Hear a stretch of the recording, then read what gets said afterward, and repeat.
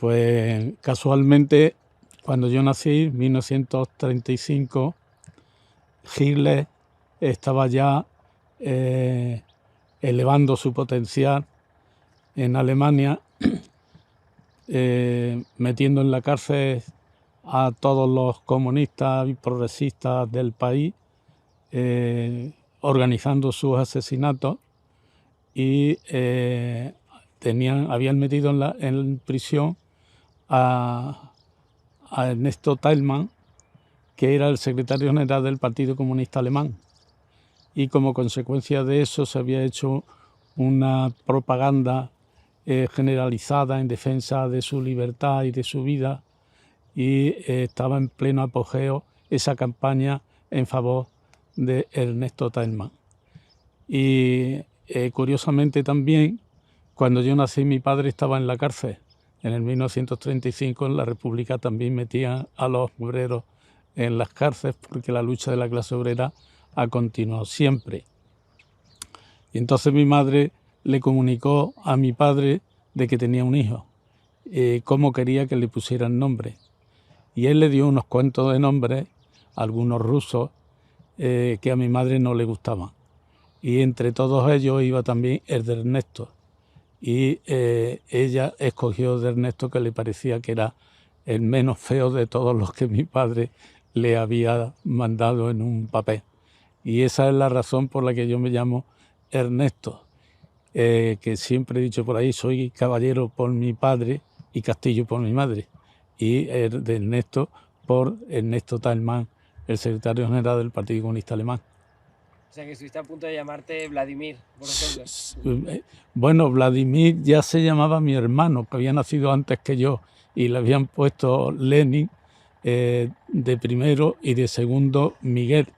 Y cuando se perdió la guerra, pues le obligaron a mi madre que le quitara el nombre de Lenin, pero en el registro de nacimiento sigue estando el nombre de Lenin Miguel.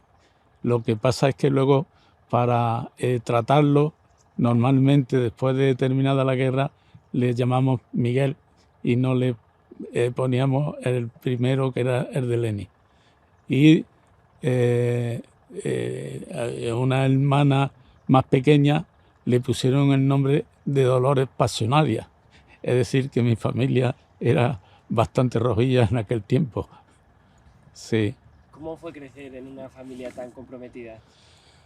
Bueno, pues con miedo, sustos, porque cuando yo empiezo a tener uso de razón, tenía 5 años, 4 o 5 años, y en ese tiempo ya los falangistas y la Guardia Civil pues estaban deteniendo a los familiares de los que se habían significado como miembros de los partidos políticos en tiempos de la República, y más aún a los comunistas. Mi familia pues eran casi todos ellos comunistas. Tenía pues 3 tíos miembros del Partido Comunista. Uno de ellos, Miguel Caballero Vaca, formaba parte del comité central del PC ya en ese tiempo. Y luego tenía mi padre, que llegó a ser alcalde del Partido Comunista en Villanueva de Córdoba, un hermano también de mi padre, Bartolomé, y otro hermano de mi madre que también era del Partido Comunista, Bartolomé Castillo, que era el abuelo de Isabel Amí. Es decir, que mi familia era de comunistas, y para mí pues esa era la mejor gente. Cuando oí hablar de alguien que decía ser comunista, era la mejor gente que yo he conocido y que siempre he apreciado. Luego había en Villanueva otra mucha gente que no eran comunistas, pero eran simpatizantes de los comunistas, con los que saludaban a mi madre, nos veíamos algunas veces, y todo eso pues he estado metido un poco en esa dinámica de gente inquieta, gente luchadora, gente represaliada. Tuve una tía, hermana de mi madre también, que fue detenida por tener contacto con mi padre cuando estaba en la guerrilla, y le metieron una condena de pena de muerte por eso. Luego se la conmutaron por cadena perpetua y luego se la conmutaron y estuvo 7 años en la cárcel y luego la desterraron fuera de la provincia de Córdoba. Es decir, que ha sido en mi familia una familia muy represaliada, y yo lo que he vivido ha sido eso, vivir las represalias que le ha hecho el franquismo a mi familia. Esa era mi juventud y mi infancia, ¿no? Los mayores fueron los que hicieron la guerra, defendieron la República como pudieron, y luego le hicieron pagar las consecuencias metiéndolos en la cárcel, a unos, a otros fusilándolos, o metiéndolos en las fosas comunes, en las cunetas. Todo eso sufrieron los mayores, pero los niños, los que éramos chiquillos, que de esas cosas no entendíamos, era lo que pasaba delante de nuestra vida, era el ver todas esas cosas que pasaban alrededor con los mayores. Es decir, no teníamos medios para cubrir las necesidades mínimas de nuestra existencia, como vestidos, zapatos, elementos para poder jugar, una pelota. Pues no teníamos ni una pelota. Yo recuerdo que nos fabricamos una pelota de trapo con la que los nenes así de mi edad jugamos partidos de fútbol con esa pelota de trapo, de tiras de trapo, a base de darle vueltas ahí y luego cosiéndolas, con latas de las sardinas como carritos. Todas esas cosas me acuerdo yo, con chinos de los que hay en la calle tirados. Yo solía hacer ejércitos, los ejércitos de la República y los ejércitos de los rojos, o sea, de los franquistas. Y en mi imaginación jugaba con ellos echándolos a pelear. Siempre, una casualidad, siempre ganaban los republicanos, al contrario de lo que pasó en la realidad, ¿no? Y todo eso pues lo sufría, falta de vestidos, falta de calzado, falta de poder ir a la escuela. Yo fui a algunos retazos a la escuela de niños, y como yo, pues otros muchos que también eran hijos de personas que o estaban en la cárcel o los habían matado, ¿no?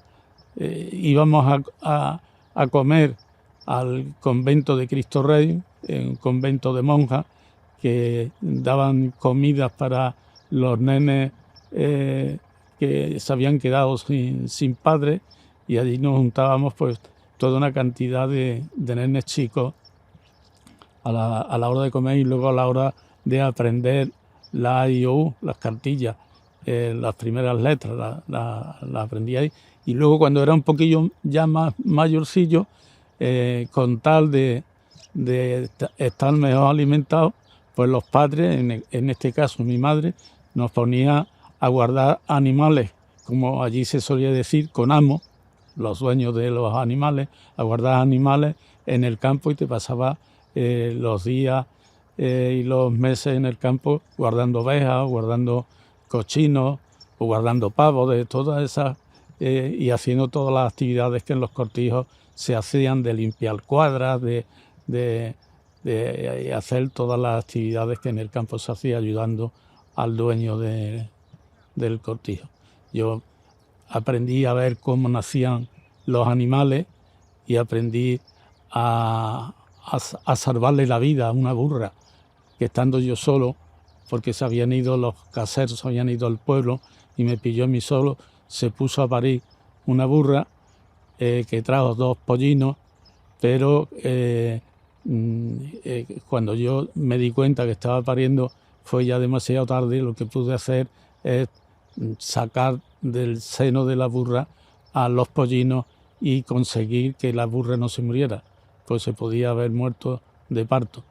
Bueno, pues todo eso, un chiquillo con 12 años, que no sé qué harían ahora cualquier chiquillo que se encontrara en esa situación con esa edad, ¿no? Pero en aquel tiempo pues nos hacían estar más espabilados bregando con la naturaleza, ¿no? Bueno, mi madre nos enseñó a todos los hermanos a querer a mi padre.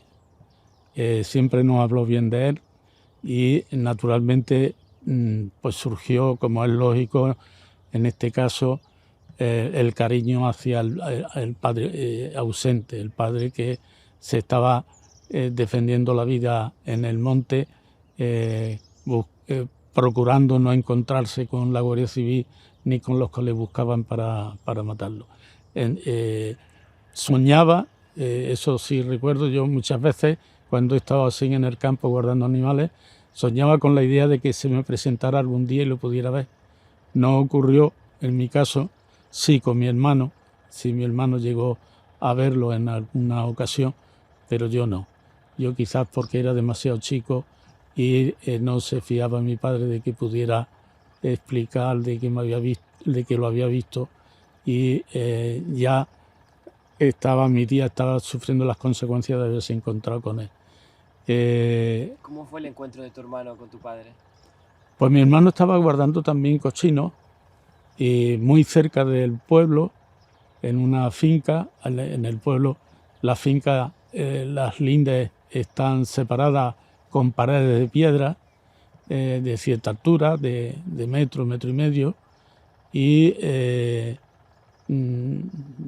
él cuenta de que vio a dos hombres pegados a una de aquellas paredes, andando un poquillo agachadillos, hasta que saltaron al lado donde él estaba.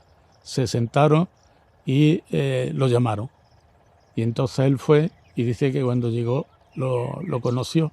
Se abrazaron, estuvieron hablando y después pues se fue, desapareció, le dio algún recado para mi madre y ya está. Y eso fue lo que ha contado, y no ha contado mucho más porque él era también bastante chico. Y luego pues hemos estado pendientes siempre de las cosas que pasaban en el monte, con lo de la sierra que se decía, pendientes de lo que pasaba en los distintos pueblos, oyendo cómo aparecían muertos, mataban varios días a guerrilleros, y viviendo ese drama, viviendo siempre, hasta que una vez, ya en el 47, nos dieron la noticia de que lo habían matado. Todavía estábamos en Villanueva. Mi madre no se quiso venir de Villanueva porque decía que si él tuviera necesidad de alguna ayuda o alguna cosa de ella quería estar allí, a pesar de todo lo que le hacían sufrir los falangistas, la Guardia Civil, metiéndola en la cárcel, pegándole paliza, pelándola, todas esas cosas. Pues un niño pequeño como yo lo estuve viendo todas las veces que le hicieron esas cosas a mi madre, ¿no? Y ella, a pesar de eso, pues se mantuvo en el pueblo. Luego, cuando lo mataron, al poco tiempo de eso se vino a Córdoba y vino a parar aquí al barrio del Naranjo, que es donde tenía un hermano, el que ya os he referido, el abuelo de Isabel a mí, vivía aquí en el barrio Naranjo, había estado en la cárcel y ya había salido en el 48, había salido de la cárcel y estaba aquí. Y ella se vino al calao de su hermano, y con ella nos venimos mi hermano y yo. Mis tres hermanas, una de las veces que mi madre las metieron en la cárcel, las monjas las recogieron y las metieron internas en el convento. Y como mi madre no tenía posibilidades de tenerla, las dejó en el convento, y ahí estuvieron bastantes años en el convento de las monjas de Cristo Rey. El 7 de junio de 1947, yo en ese tiempo estaba en Villanueva. Recuerdo que estaba jugando con unos amigos de mi edad.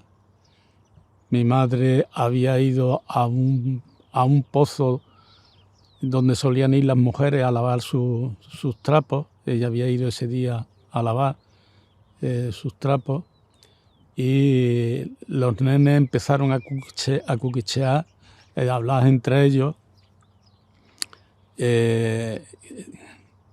tapándose de mí. Y yo me di cuenta y me encaré con ellos de que se traían, por qué andaban ocultando lo que estaban hablando, ¿no? Y entonces uno me lo dijo de cara y me dijo, es que la noticia que sabemos que hay es que han matado a tu padre. Bueno, yo me fui en busca de mi madre y bueno, pues la abracé. Ella no solía llorar en público, pero sí lloraba en privado y lloraba para sí, para ella. Eso fue lo que recuerdo yo de mi madre en ese momento. Y luego ya pues ahí hay un problema, y es que todos los que mataban de la sierra llamaban a los familiares para que fueran a identificarlo. A mi padre no lo llamaron, a mi madre ni a nadie de la familia para que fueran a identificarlo.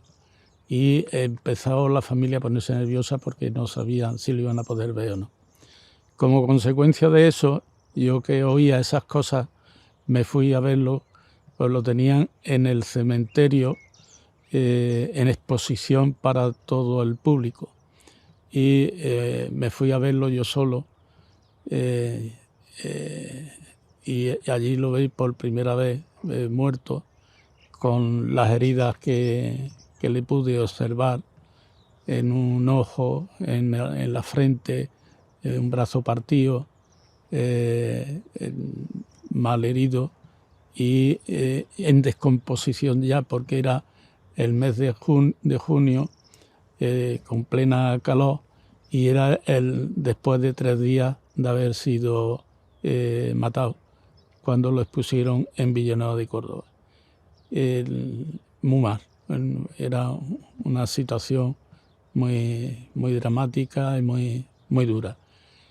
Y luego ya mi familia logró permiso para acercarse a verlo de parte del ayuntamiento o de los que fueran, y entonces fueron mis 2 hermanas mayores, la chica no, le dijeron nada, mis tías, mi madre, y yo fui con ella. Y esa fue la segunda vez que lo vi yo ese mismo día.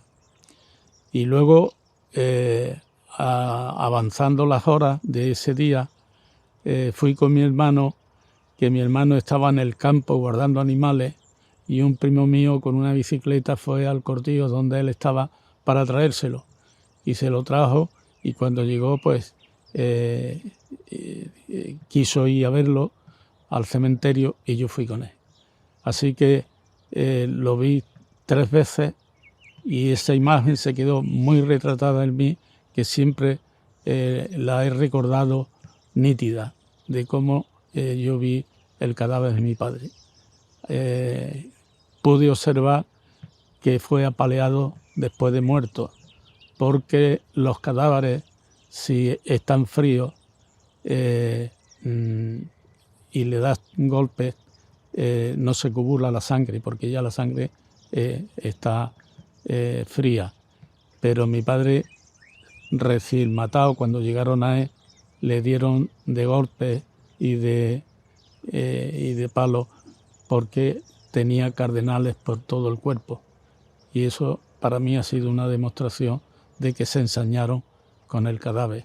Es decir, que eran malos, brutales, terriblemente, y en este caso eran la Guardia Civil, no eran los falangistas, era la Guardia Civil, porque un guardia civil, cuando a mí me detienen en Barcelona en el 66, después del interrogatorio, me dice que él me conoce a mí. Yo le miro la cara y le digo que no nos podemos conocer porque no nos hemos visto nunca. Y me dice, es verdad, no nos conocemos físicamente. Dice, pero yo conozco toda la historia de tu familia, lo de tu padre, porque yo estuve el día que mataron a tu padre, yo estuve formando parte del equipo de la Guardia Civil, que movilizaron no sé cuántos guardias civiles, me lo dijo en todo. que él me contaba de que no había participado directamente en el tiroteo, que había estado en otra parte más alejada, pero que había estado en aquella... Y me dice una cosa que me había repetido muchas veces gente del pueblo, y es que mi padre era buena gente, que era un hombre muy respetable, que era querido, que la gente tenía confianza con él. Todas esas cosas yo las había oído de bastante gente del pueblo, cosas que siempre pues, a un hijo como yo en ese caso le agradaba, a mí me agradaba. Y este guardia civil me dice exactamente eso. Dice, a tu padre lo mataron, pero si tu padre lo cogen vivo, no le hubiera pasado nada, porque a tu padre lo quería mucha gente, incluso gente de los capitalistas y de los de la derecha lo respetaban. Bueno, eso pues dentro de esa situación penosa en la que estaba, pues me alegraba. Esa misma cosa me la repitió un terrateniente, Casimiro Errusto Martos, terrateniente de Villanueva de Córdoba, pero con fincas en otros puntos de la provincia de Córdoba, que siendo yo albañil, trabajaba en su casa en reparaciones de un cortijo que tenía a la parte norte del barrio del Naranjo, un cortijo bastante grande, y estando ahí trabajando de albañil con él, un día me llamó a su despacho para decirme eso mismo.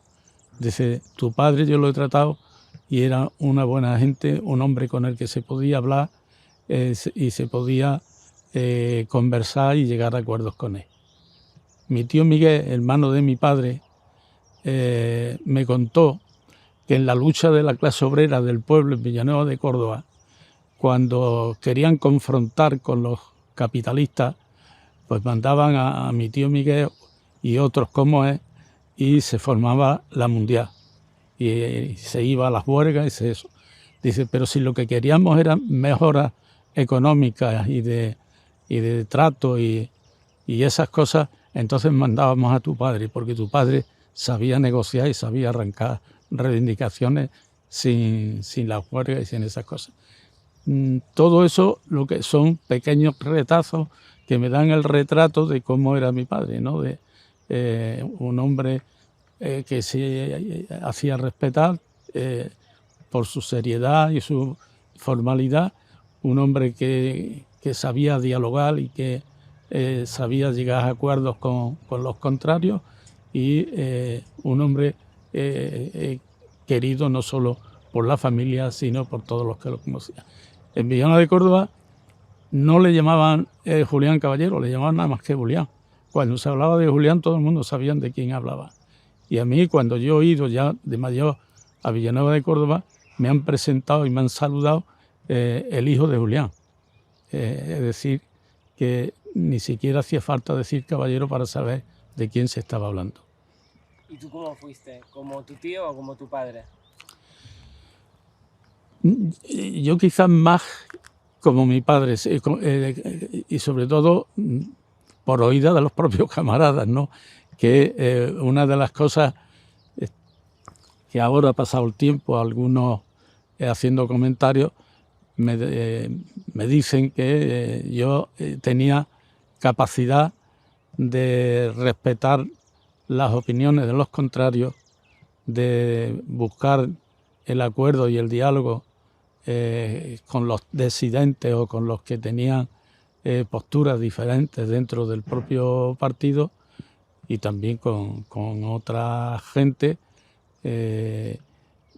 Bueno, pues aquí, por ejemplo, una vez que ya he salido de la cárcel, yo me consideraba que era el comunista legalizado, todavía en la época del franquismo, legalizado por eso, porque había pasado el virus, como ahora los que pasan se quedan inmunizados, los que pasan el coronavirus, pues me presentaba como miembro del Partido Comunista para hablar con todas las personas no comunistas, inquietas, gente con inquietudes, con disposición de hacer cosas para acabar con la dictadura, y mi trabajo durante ese tiempo era el buscar la comunicación. Hay un caso con un abogado, era decano del Colegio de Abogados de Córdoba en aquellos años últimos ya del franquismo,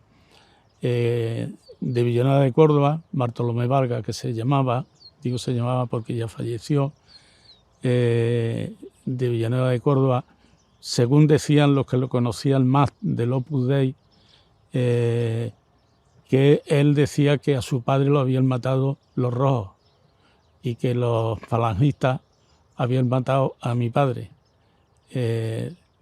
Yo fui un día a visitarlo para pedirle que participara en una conferencia en pro de la democracia y de la amnistía, en pro de la amnistía. Participó y él allí contó de que esa casualidad de él estando en esa mesa donde estaba yo también, a él le habían matado a su padre los republicanos y los falangistas, la gente de derecha, habían matado a mi padre. Y ahora los dos estábamos allí en aquella mesa hablando y normalmente y conversando normalmente. Esas cosas no ocurrían. Normalmente lo que oía era la ensañación de los que habían ganado la guerra contra los que la habíamos perdido. Que eso, ¿cómo conseguimos que Bartolomé fuera a hacer esa conferencia? Porque previamente yo fui a hablar con él y estuve razonándole y estuve explicando lo importante que él participara ahí, sabiendo de que él era una persona de derecha, pero que tenía inquietudes para acabar con la dictadura, porque él estaba ya también en la idea de que había que pasar a otra cosa, ¿no? Y sí, y a partir de ahí siempre me saludó mi gran amigo Ernesto Caballero, y me presentó a sus amistades ya. Entonces, quiere decir que dentro del partido he jugado un papel de unir diferencias, y fuera del partido de encontrarnos con gente que podíamos hacer cosas en conjunto. Me costó más trabajo entenderme con la gente del PSOE. ¿Y cómo fue, Ernesto, ya en Córdoba, entrar a militar en el partido?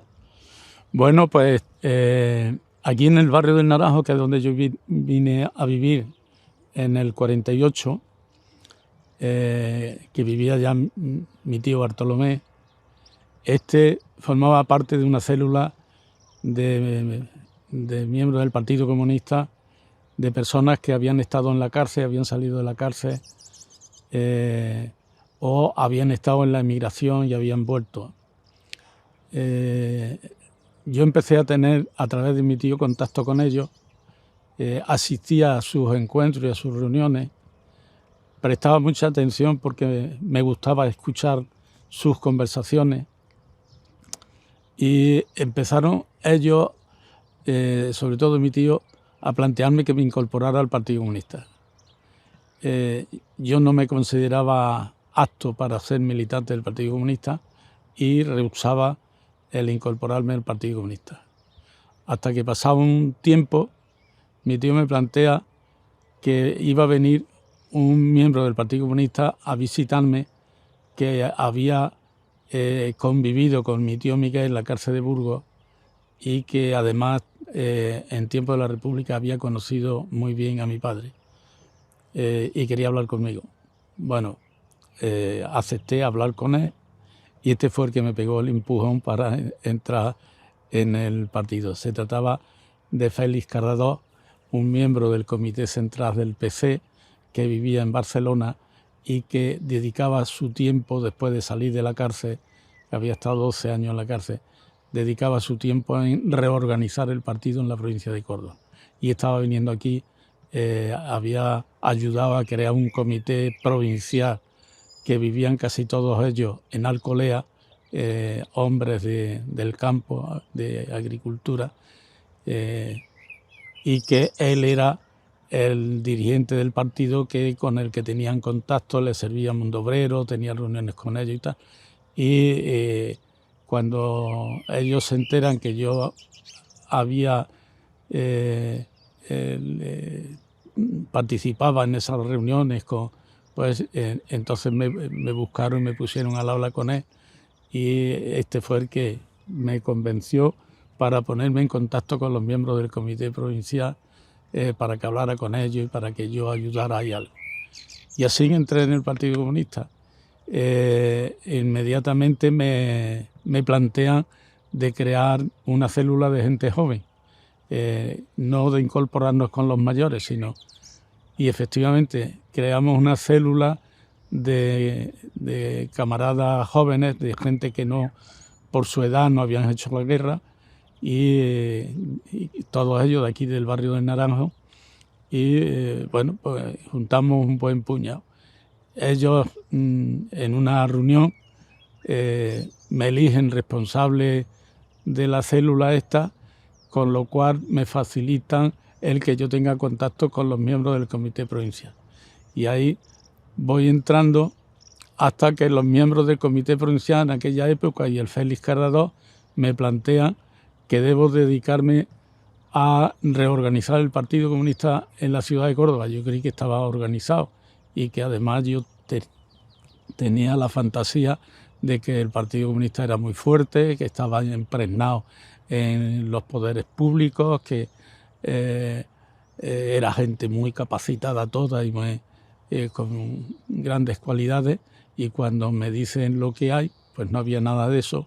Yo me decepcioné, pero me plantean de que yo tengo que tratar, pero bueno, si yo soy el menos indicado, digo, ni tengo capacidad para estar militando en el Partido Comunista, pues nada, me empujan todos y al final accedo a hacerme responsable de crear organización en la ciudad de Córdoba, ayudado con un camarada de electromecánica, un Mariano Fernández, jurado de empresa, muy lanzado, y este pues fue el que me presentó a toda una cantidad de militantes que había en Córdoba, en la ciudad, y en algunas fábricas, y ahí iniciamos un trabajo a fondo de creación de células del partido y de crear luego más tarde un comité local de la ciudad de Córdoba, donde salen algunas personas que fueron luego dirigentes de la organización del partido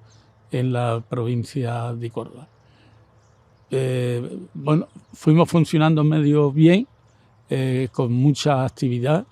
Yo tuve en ese tiempo muchas reuniones, muchos encuentros con personas de electromecánica, de CNMesa, de la algodonera, de Baldomero Moreno, todas estas fábricas donde fuimos creando células del partido, la construcción, mucha gente también, hasta que en el 1960, en junio de 1960, se produce una redada de comunistas donde meten en comisaría a muchísimos de ellos, y luego del expurgo que hacen ahí, a 100 y pico los mandan a las cárceles, ya de unos de cárcel de Córdoba, otros a penales de Burgos, de distintos lugares. Y justo cuando están deteniendo gente, en ese tiempo, por la situación en la que ya se ha creado de referente del Partido Comunista, mucha gente pide el ingreso en el partido estando deteniendo gente. Y es decir, que a pesar de la cantidad de gente que entra en la cárcel ese año, el partido sigue siendo fuerte en Córdoba, fundamentalmente en la ciudad, pero también en los pueblos de la provincia de Córdoba. Y en el... ¿Nos puedes contar la noche de las detenciones del año 60? El tema es que cuando yo me entero que están deteniendo gente, pues me muevo para avisar a los camaradas que se deshagan de los materiales que tengan del partido para que no les cojan nada y tomen medidas para hacer frente en el caso de que lo fueran a detener. Y bueno, pues me voy dando cuenta de que van deteniendo más gente y estoy todo el día en la calle, y cuando voy a recogerme a mi casa ese día, la Guardia Civil ha ido a mi casa ya buscándome a mí, preguntando por mí, buscándome. Y entonces yo tenía una bicicleta de carrera de segunda mano que me la había comprado por 500 pesetas, recuerdo, y estaba muy acostumbrado a andar en bicicleta porque, aparte de que la utilizaba para ir a visitar a los camaradas, a las distintas agrupaciones, barrios, también empecé a asistir a algunos pueblos como Montilla, Espejo, Castro del Río y algunos otros, Palma del Río. Iba y venía en bicicleta. Yo estaba fuerte manejando la bicicleta y entonces no quise que me detuvieran en mi casa la policía. Me monté en la bicicleta y me puse camino a Madrid. En principio no sabía si Madrid o Valencia, pero en esa carretera salí solamente con la idea de darle trabajo a la policía, porque yo estaba convencido que me iban a coger, pero no me iban a coger como un conejo en la madriguera. Así que me fui en bicicleta, y estando en Andújar, que vivía una hermana de mi padre, donde me quedé esa noche a dormir. La noche anterior me quedé en la casa de mi prima Marina, la madre de Isabel Amí, que vivía en el Zumbacón, y me quedé a dormir ahí con ella. Pero al día siguiente me fui de allí porque la policía podía buscar la conexión familiar y no era bueno que yo siguiera allí, y me fui para Andújar. En Andújar estuve una noche y por la mañana temprano me levanté y me fui de Andújar, ya con unas señas que me dio mi tía de unos vecinos que había tenido ella, que vivían en el pozo del tío Raimundo, y ya yo me fui para conectar con esos antiguos vecinos de mi tía, con los que ella contaba que se llevaban muy bien. Y en un día me puse camino de Madrid en la bicicleta y llegué a Madrid hecho polvo, pero llegué a Madrid a casa de esta familia, que eran unos vecinos naturales de Cardeña, pero que vivían... ¿Cuántos kilómetros hiciste? Pues había 400 kilómetros de Córdoba a Madrid, y las carreteras no eran tan buenas como son ahora, eran menos buenas. La Guardia Civil era caminante por las carreteras, andando, con los que siempre pasaba alguna inquietud cuando me cruzaba con ellos. No solía yo darle fuerte a los pedales cuando pasaba con ellos, sino iba normalito. Les saludaba amablemente, buenos días, buenas tardes, buena la hora que fuera, me contestaban y nunca nadie me paró. Y el primer día hice 60 kilómetros y el segundo día hice, creo que fueron 200 kilómetros, y luego el tercer día, porque fueron 3 días lo que eché, el tercer día hice el resto hasta llegar al pozo del tío Raimundo, que llegué sobre las 5 de la tarde, hecho polvo, con una calor asfixiante porque era en pleno verano, y le conté a aquella familia cómo iba, huyendo de la policía, la situación que había pasado. La mujer se le puso la cara lívida, temblorosa, pero fue la primera que dijo: tú has llegado a mi casa y tú vas a estar aquí hasta que logremos superar esta situación, pero vas a hacer lo que nosotros digamos. Y lo que me mandaron a hacer es que no saliera de la casa a la calle. Era una casa pequeñita, y fue estar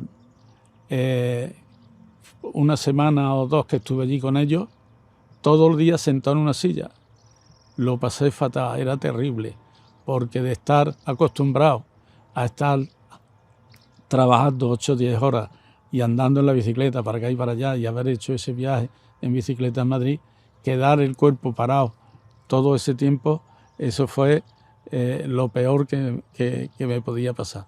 Pero bueno, lo aguanté y estando allí me ayudaron la célula del Partido Comunista que había en el barrio del Pozo del Tío Raimundo, me ayudaron para atenderme, los militantes del partido, me ayudaron algunos a sacarme y salí a pasear con ellos de la casa aquella y se portaron muy bien conmigo. Me compraron ropa porque llegué con los pantalones de la bicicleta, unos pantalones ligerillos que yo llevaba puestos con el culo roto, entonces me compraron ellos las cosas mínimas necesarias que tenía y tengo un buen recuerdo de ellos. Y estando allí en el mes de septiembre o a finales se presentó José Benítez Rufo, que yo no lo conocía de nada, lo conocí allí por primera vez, se llamaba Remiro y me propuso salir de España e ir a Francia, a París. Y así hice mi primer viaje con un pasaporte falso de un muchacho francés que había venido a España en plan de vacaciones y que ya me recogía y me iba para mi país. Pero era un francés que no sabía una palabra en francés. Y me decían, tú te haces el sordo si te preguntan algo, que el conductor que te lleva es el que hará frente a las preguntas que te hagan a ti. Pero tranquilo, no pasa nada y tal. Pasé con mucho susto porque yo estaba convencido que los gendarmes, cuando me vieran la cara y el pasaporte, sabían que aquel que estaba en la fotografía no era francés. Yo estaba convencido que en mi cara me delataba. Pues nada, cogieron el pasaporte, lo sellaron, los mismos los españoles que los franceses, y pasé. No, antes de eso quiero decir algo sobre la importancia de la organización del Partido Comunista en Córdoba en el año 57, el año 57, que era cuando estaba más fuerte. Se celebró el 6º Congreso del Partido Comunista y fueron 2 delegados de Córdoba, más Félix Cardadós, fueron al Congreso. Estos 2 delegados eran el secretario político del Comité Provincial, de este que decía yo que vivía en Alcolea, y otro camarada de la construcción que vivía en Alcolea. Los 2 estuvieron en el Congreso.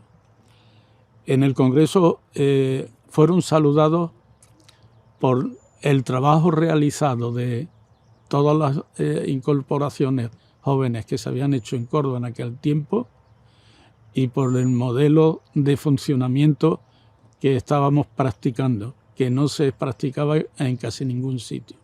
Y era que las células que habían pasado de tener 3 militantes o 5, todos los más, luego cuando llegaban al número de 6 se dividía y se formaban 2 células. Esa era lo que se venía haciendo desde que se acabó la guerra hasta ese tiempo. En Córdoba se empezó a practicar la célula de la totalidad de los militantes que vivían en el lugar. Es decir, si eran en una fábrica, todos participaban en la misma célula y todos asistían a las reuniones que se hacían, que algunas veces eran asambleas por el número de militantes, simpatizantes que asistían. Si eran en un barrio, pues eran todos los del barrio, todos los vecinos del barrio, formaban parte de la célula. Aquí éramos unos 30 en el barrio Naranjo cuando se hizo la caída esa y todos íbamos a las reuniones y nos conocíamos todos. Y eso dio lugar a un crecimiento bastante rápido de la militancia del partido, porque se comunicaban con mejor estructura todos los militantes y se influían en sus conocidos y buscaban la fórmula de incorporarlos al partido. Entonces, en el Congreso pusieron en la mesa presidencial al secretario político del Comité Provincial de Córdoba como homenaje al trabajo que se estaba aplicando en Córdoba y presentándolo como modelo que habría que seguir el partido en toda España haciendo ese tipo de trabajo. Y Santiago Carrillo, en su intervención política, hizo mención a la organización del partido de Córdoba, de la provincia de Córdoba, y del trabajo realizado y el crecimiento rápido que se había tenido en ese tiempo. Yo creo que eso denotaba de que efectivamente las cosas aquí se estaban haciendo medio bien. ¿Y qué pensabas tú de la política del partido de reconciliación nacional? Bueno, todo eso que fue, si mal no recuerdo, en el Congreso donde se debatió últimamente, ya el Comité Central lo planteó antes, pero luego en el Congreso, en el sexto Congreso, se somete a votación y aprobación. Aquello originó muchísimo debate dentro del Partido Comunista, porque había que entender qué queríamos decir con eso de la reconciliación nacional y con quién nos queríamos reconciliar, porque algunos iban al extremo de pensar que esa reconciliación pasaba por los falangistas más sanguinarios que ya conocíamos, el comportamiento que habían tenido, o los elementos policiales, y claro, eso no era por ahí por donde iba. Entonces originó un debate fuerte. Yo creo que fue un acierto, porque clarificó la idea a la militancia del partido, pero también consiguió hacer que otras personas no militantes del Partido Comunista debatieran entre ellos y con nosotros sobre ese tema de la reconciliación nacional. Y yo creo que fue bastante bien acogido, naturalmente con un debate largo, profundo, largo en el tiempo y profundo que se tuvo con eso. Fue un acierto. En el sexto Congreso se aprobó también la política de la reivindicación de la amnistía para los presos y exiliados políticos, que también fue un mensaje dado por los comunistas interesante, que caló en el pueblo, caló en el sentido de provocar debate y despertar conciencia que tomaban partido por la democracia y contra la dictadura. Otra de las consignas o de las políticas emanadas del sexto Congreso fue todo lo que estaba relacionado con la reforma agraria, lo de la tierra para el que la trabaja, que fueron bastantes años que lo tuvimos como bandera de lucha, y que aunque no logramos la reforma agraria de la tierra para el que la trabaja, lo que sí sirvió fue para despertar también muchas conciencias a las inquietudes políticas, económicas y a las necesidades del pueblo y la lucha por la democracia. Es decir, todas esas fueron políticas que salieron emanadas del sexto Congreso, que yo creo que jugaron un papel. Bueno, nosotros hemos tenido siempre unos contrincantes políticos muy combativos frente a nosotros, la derecha y la ultraderecha. Cuando pudieron liquidarnos físicamente con las pistolas, lo hicieron, y metiendo a la gente en las cárceles, echándolo de sus puestos de trabajo, toda una persecución durísima. ¿Qué es lo que pasa ahora? Que eso ahora no lo pueden hacer, pero quisieran hacerlo, pero no pueden. y entonces buscan en sus mentes calurientas qué decir y qué hacer para combatirnos, extorsionar lo que es la política del Partido Comunista y presentarnos ante la población como gente contraria a lo que somos y hemos sido siempre, gente de lucha por la libertad, por la democracia, por el bienestar de la población, en defensa del mundo del trabajo. Esa ha sido la constancia nuestra siempre. En un tiempo, por hacer esas cosas, nos han liquidado físicamente y ahora tratan de arrinconarnos con mensajes despectivos frente a los planteamientos progresistas y de defensa de los intereses de la clase obrera. Y eso es lo que hace, como la presidenta de Madrid, fundamentalmente combativa en contra de los comunistas y de los socialistas, porque ella es de esas gente derecha que si pudiera usaría las pistolas, pero no lo puede hacer y entonces utiliza la lengua viperina para criticar a los comunistas. Eso es lo que nos cuesta es trabajo para hacérselo entender a la gente, porque lo mismo que ellos tienen más facilidad de llegar a los medios directamente con sus defensores sin escrúpulos, pero también con aquellos otros que no se presentan como defensores de la derecha, sí como gente que juega a ser de izquierda, pero que en realidad no lo son, sino que son gente que hace un trabajo en defensa de la derecha más sutil y que hace incluso hasta más daño que los que van de frente contra las ideas del Partido Comunista.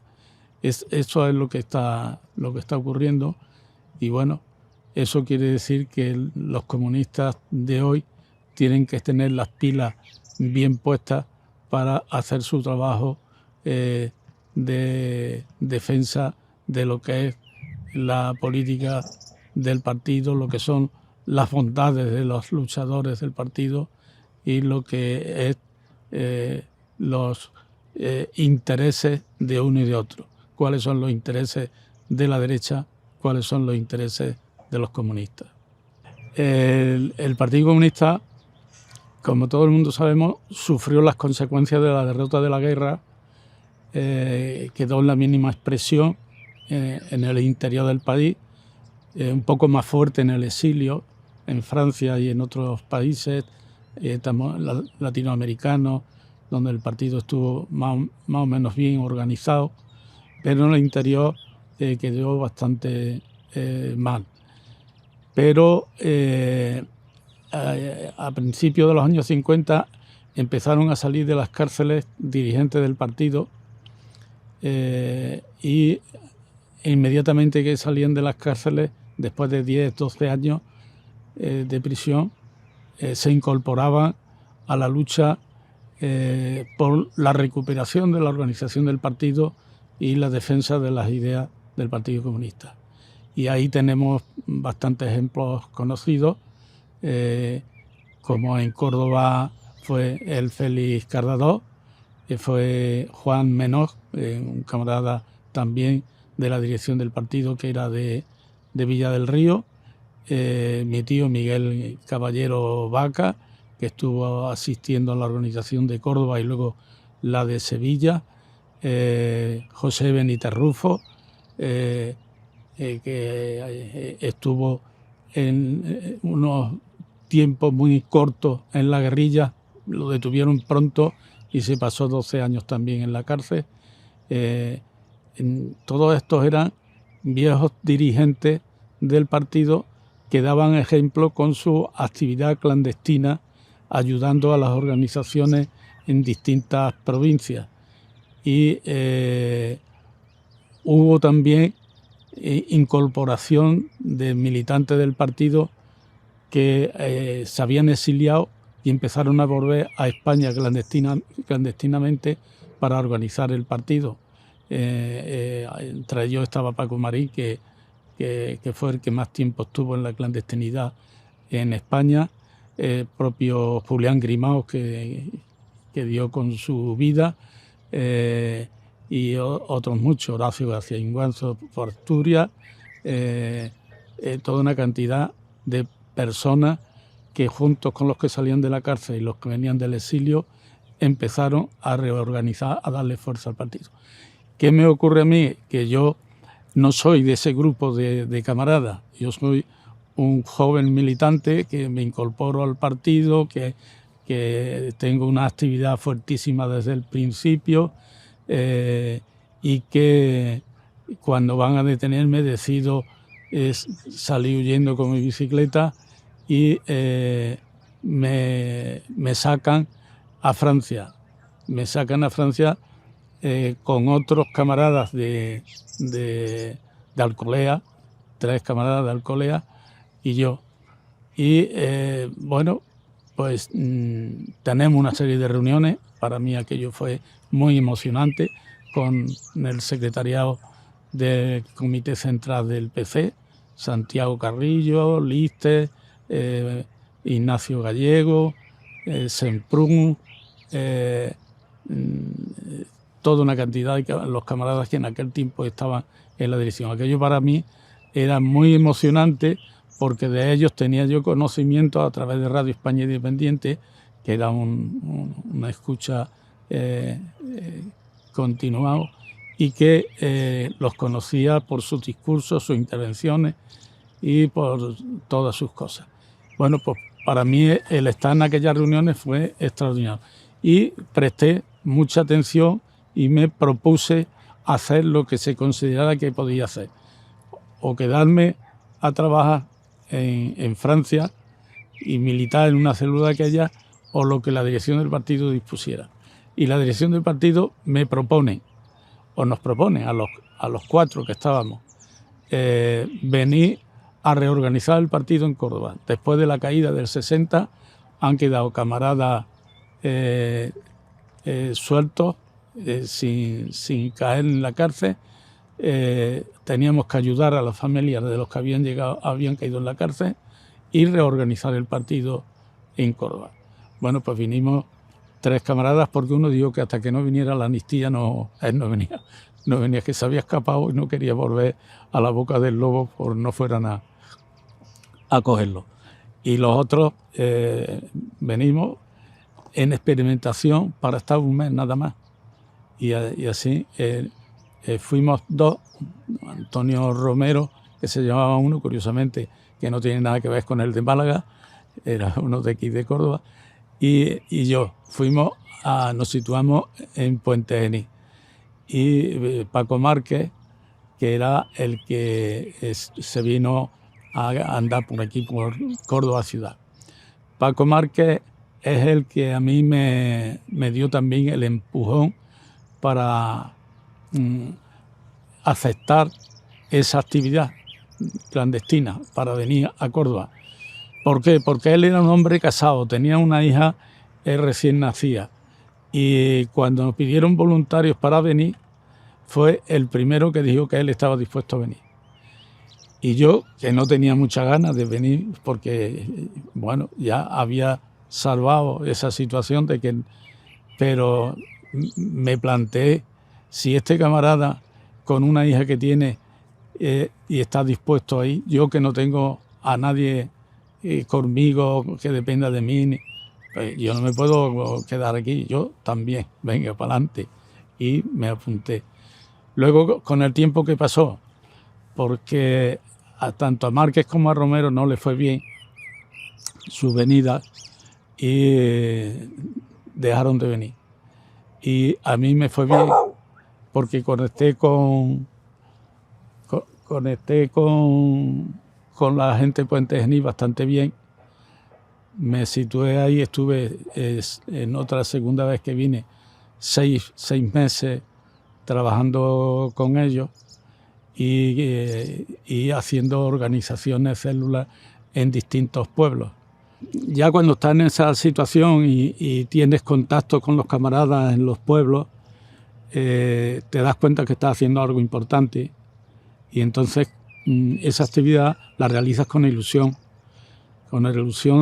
de ayudar a los camaradas, de que los camaradas crean en ti, porque los camaradas creen en ti cuando les hablas, cuando les explicas las cosas. Los camaradas, sin saber quién eres, te ayudan, porque la mayoría de ellos, yo diría casi todos, no sabían de que yo estaba como documentación falsa hecha por Domingo Malagón. Pues creían que mi nombre era uno que más utilicé, era el de Jorge, me presentaba como Jorge y como Jorge me conocía bastante. Luego me costó el disgusto de ir a la cárcel porque descubrieron quién era Jorge. Pero bueno, la actividad era muy interesante e importante, y luego cuando ya llevas cierto tiempo te sueltas y ya no necesitas de que nadie te conduzca, porque las primeras veces te traen y te llevaban en coche y te ayudaban pues trayéndote los materiales, el mundo obrero, nuestra bandera, todas esas cosas. Pero luego ya cuando llevas cierto tiempo, ya yo sabía coger el tren y hacia Barcelona, y de Barcelona coger un autocar y a Perpiñán, y de Perpiñán coger otro tren a París. Y en París conectaba con los camaradas que tenía que conectar y me llevaban a casa de camaradas donde me asistían con comida, dormitorio, etcétera. Y entonces ya tienes, eso lo coges como una rutina, esto te digo ya en los últimos años, lo coges como una rutina y lo haces bien. Y bueno, y es un trabajo que al final termina gustándote, pasas algunos miedos, no, porque vas siempre pendiente con los ojos para ver qué se cruza en tu camino, quién te habla, quién no te habla, la Guardia Civil, las puertas de los cuarteles por las que pasas algunas veces. Es decir, siempre vas pendiente y en guardia, ¿no? Por lo que pueda pasar. Tienes que ser muy prudente para no hacer cosas que puedan llamar la atención de nadie. En fin, todas esas cosas es la vida de los clandestinos, que es dura porque no tienes relación directa con la familia, y la relación que yo tenía con mi familia escrita era con cartas que a los enlaces que venían de París a traerme Mundo Obrero y esas cosas, que lo hacían una vez al mes. Yo le daba las cartas para que las echaran desde Francia, porque no las podían echar de aquí, las echaran desde Francia a alguna persona que estaba avisada para que recogieran esas cartas y se las dieran a mi madre o a mi novia. Lo de mi novia fue también una cosa dentro de la gravedad. Ahora se sonríe uno un poco, ¿no? Cuando empiezan a hacer detenciones en el 60, era el día de San Pedro, y llevé a mi novia, a mi hermana, al cine, a un cine que había en el barrio del Naranjo, cine de verano. Y estando en el cine se me presenta un camarada, Paco Grande, que se llamaba, diciendo lo que estaba pasando.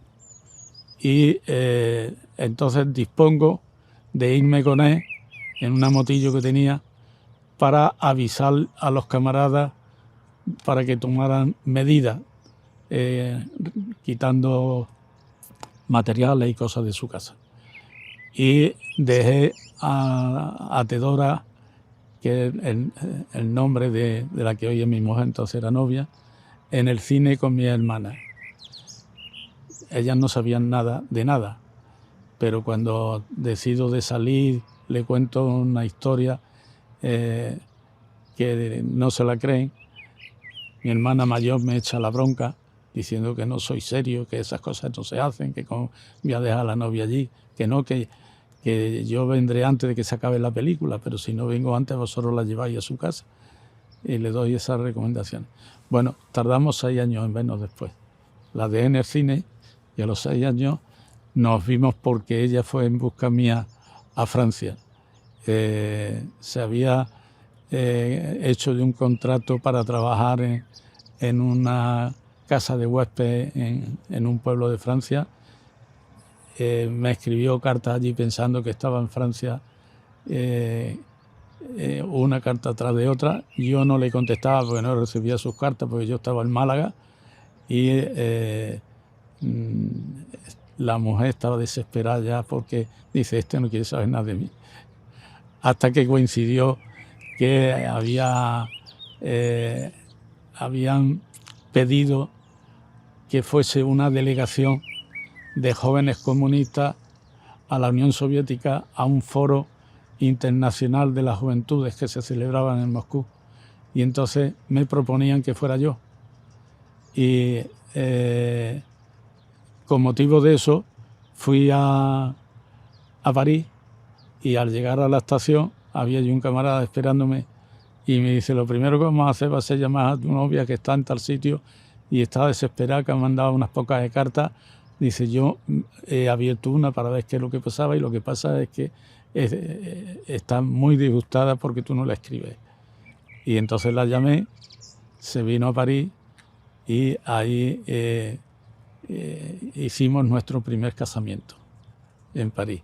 ¿Qué ha significado para ti haber militado en el PC toda tu vida? Pues para mí ha sido lo más importante que me ha pasado, porque en el partido he conocido a muchas personas, hombres y mujeres, la inmensa mayoría de ellos gente fabulosa. Ha habido algunos que no lo han sido tanto, pero la inmensa mayoría de gente fabulosa que me han enseñado muchas cosas, he aprendido de esa comunicación. También pues me han enseñado cómo ser comunista y cómo ser un buen comunista.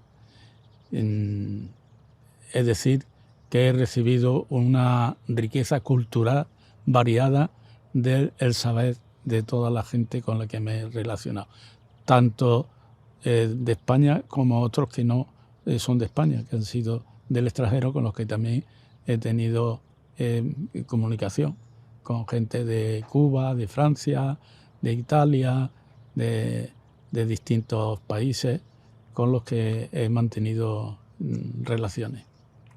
¿Y qué impresión te causó la Pasionaria cuando la conociste? Ah, sí, eso fue en ese foro de la juventud.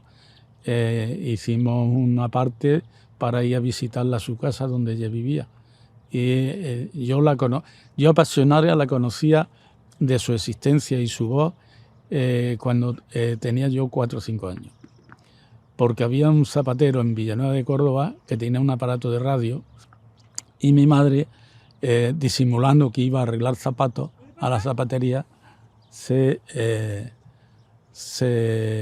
acercaba a la zapatería a oír Radio España Independiente. Y allí escuché yo la voz de Dolores Ibárruri, la Pasionaria. Yo no entendía lo que hablaban, pero a mí me llamaba mucho la atención y sentía alegría viendo las caras de satisfacción del zapatero y de mi madre de aquellos discursos de aquella mujer. Después estuve escuchando Radio España Independiente en casa de mi tío Bartolomé, aquí en el barrio del Naranjo, porque tenía un aparato de radio, y ahí seguí escuchando a Dolores. Y cuando la vi ya físicamente en su casa, pues fue una gran satisfacción, con una emoción muy grande, y Dolores irradiaba alegría, ganas de vivir. Era una mujer fabulosa.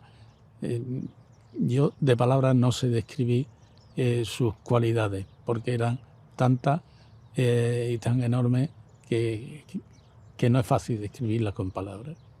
Bueno, pues yo creo que efectivamente hicimos un trabajo fabuloso de lucha y de implicar a la gente en la lucha contra la dictadura hasta conseguir aquello que llegamos a decir la Junta Democrática, donde se movilizó en torno a la Junta Democrática muchísimas personas, y ahí estaban las reivindicaciones de la ruptura con el régimen, estaba el tema de la bandera, estaba el tema del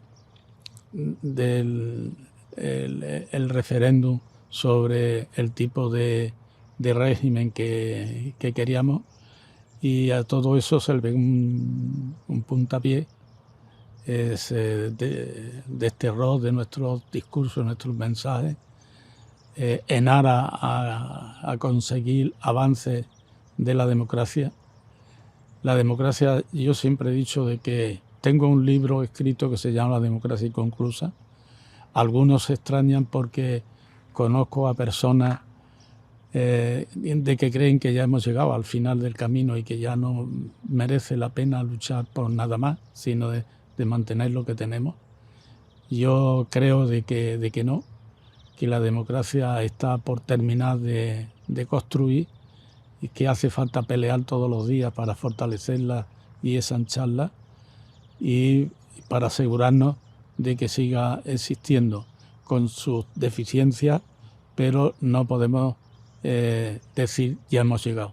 Tenemos que seguir la lucha con la misma fuerza que tuvimos antes para avanzar en ese caminar hasta hacer posible que en esa lucha y en ese caminar hacer posible que consigamos lo que tanto estamos diciendo últimamente, la Tercera República.